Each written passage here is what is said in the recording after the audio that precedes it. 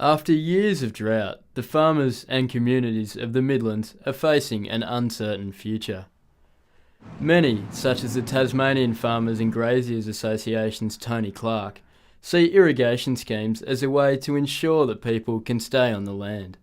Most of these farmers have had negative income over the past 3 years. The alternatives are running out for them. Construction on the Midlands Irrigation Scheme, the largest irrigation project currently planned, is expected to begin later this year.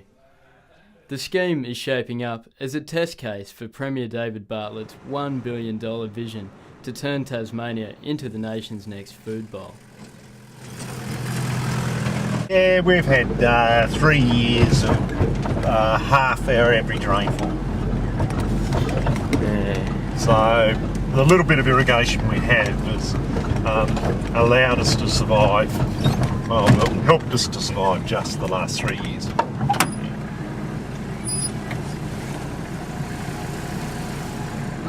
So I see the introduction, say, of water into the Midlands through these schemes as giving people options. What the Midlands has to offer is large areas of reasonable soils that can and are suitable to larger developments. A few kilometres down the road, however, fellow sheep farmers Ray and Lindsay Young perceive multiple problems with the scheme. In the early 1990s, Lindsay had his property near Ross assessed for a previous smaller scale irrigation project.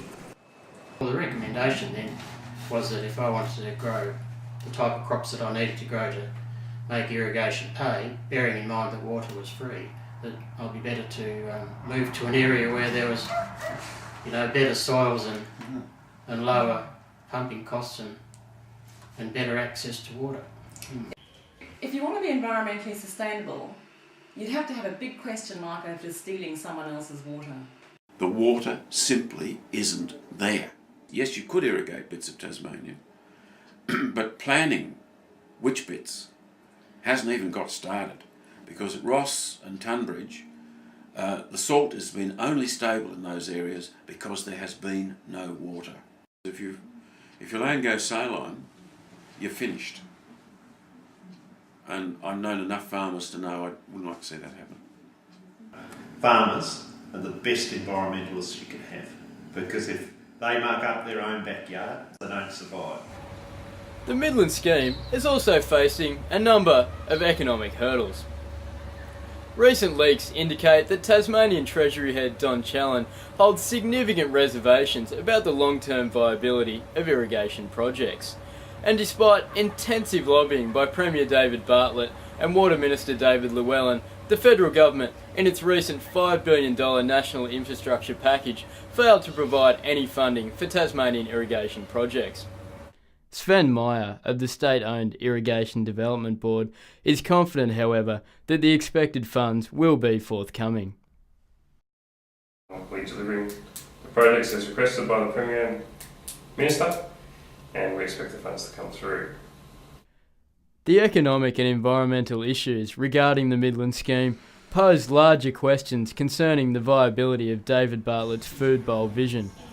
In a situation, however, where the economic and environmental capital of farmers is fast drying up, options appear to be running out.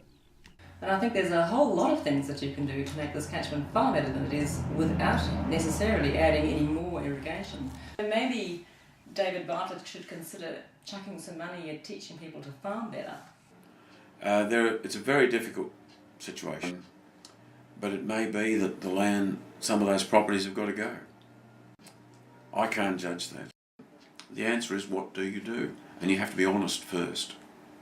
To farmers, to townspeople. That's the impression you get in all these schemes, is that they are going to be built. And it doesn't matter what the consequences are. What we need is a government that creates an environment in which these regions can develop, and we can develop sustainable agricultural enterprises. And the spin-off to that is it strengthens regional Tasmania. The success or failure of the Midlands scheme will determine, in part, if David Bartlett's food bowl vision will come to fruition, or whether it will join the long list of Tasmania's unrealised irrigation pipe dreams.